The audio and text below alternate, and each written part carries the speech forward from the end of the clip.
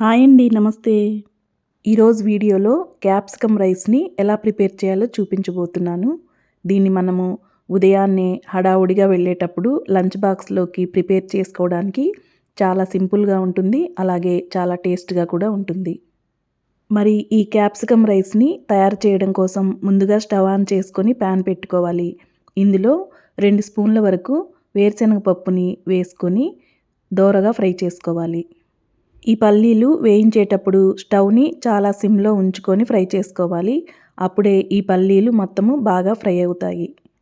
ఈ విధంగా ఇవి బాగా ఫ్రై అయిన తర్వాత వీటిని చల్లారాక ఒక మిక్సీ జార్లోకి తీసుకోవాలి.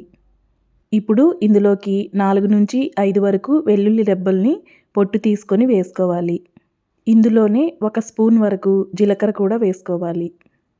ఇందులోనే రుచికి తగినంత కారం కూడా వేసుకొని వీటన్నిటిని బరకగా గ్రైండ్ చేసుకోవాలి.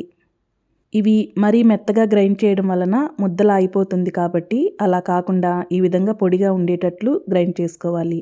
ఇప్పుడు స్టవ్ ఆన్ చేసి ప్యాన్ పెట్టుకొని ఇందులోకి 2 స్పూన్ల వరకు ఆయిల్ వేసుకోవాలి. ఆయిల్ కొద్దిగా వేడైన తర్వాత ఇందులోకి 1 స్పూన్ వరకు పచ్చిశనగపప్పు వేసుకోవాలి. అలాగే 1 స్పూన్ వరకు మినపప్పు కూడా వేసుకోవాలి. ఇందులోనే 1/2 స్పూన్ వరకు జీలకర్ర కూడా వేసుకోవాలి. ఇప్పుడు వీటన్నిటిని దోరగా ఫ్రై చేసుకోవాలి. ఇందులోనే 2 ఎండుమిర్చి కూడా తుంచి వేసుకోవాలి. ఇవి కొద్దిగా ఫ్రై అయిన తర్వాత ఇందులోకి 1 ఉల్లిపాయని చిన్న ముక్కలుగా కట్ చేసుకొని వేసుకోవాలి.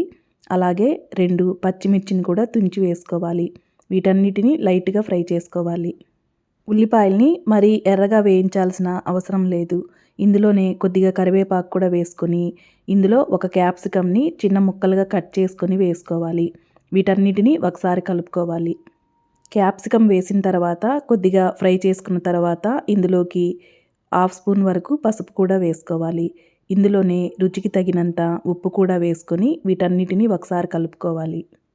ఇలా కలిపిన తర్వాత క్యాప్సికమ్ కొద్దిగా ఉడకాలి కాబట్టి వీటిని మూత పెట్టి ఉడికించుకోవాలి.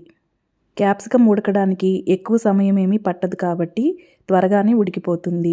ఇప్పుడు మూత తీసిన తర్వాత ఒకసారి కలుపుకున్న తర్వాత మనము ముందుగా మిక్సీలో గ్రైండ్ చేసుకున్నటువంటి ఈ పౌడర్ని కూడా వేసుకొని వీటన్నిటిని ఒకసారి బాగా కలుపుకోవాలి.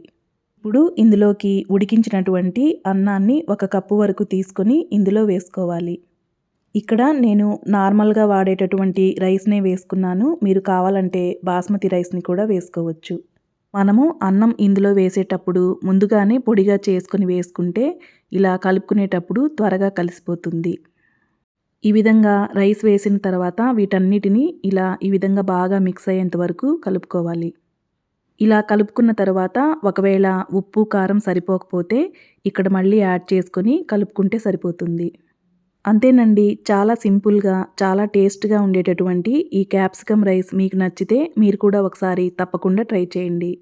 మరి ఈ వీడియో నచ్చితే ఒక లైక్ చేసి నా ఛానల్ని తప్పకుండా సబ్స్క్రైబ్ చేసుకోండి. మరొక మంచి వీడియోతో మళ్ళీ కలుద్దాం. Thank you for watching. Bye.